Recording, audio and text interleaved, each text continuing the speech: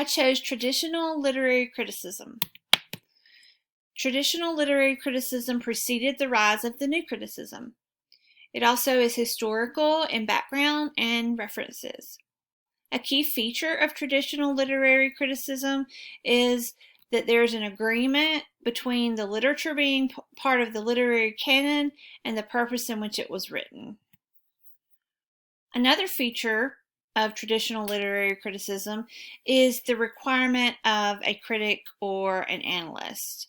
This critic examines the author's history. It also examines the relevance of the original text with the time period from which it was written.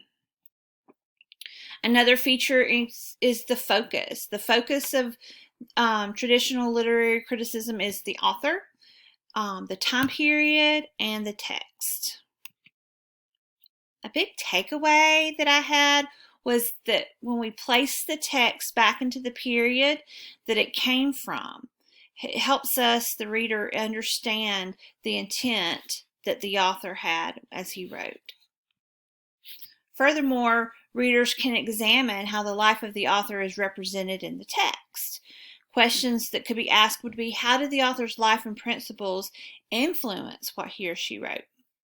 And does this author have biases toward life, gender, or society?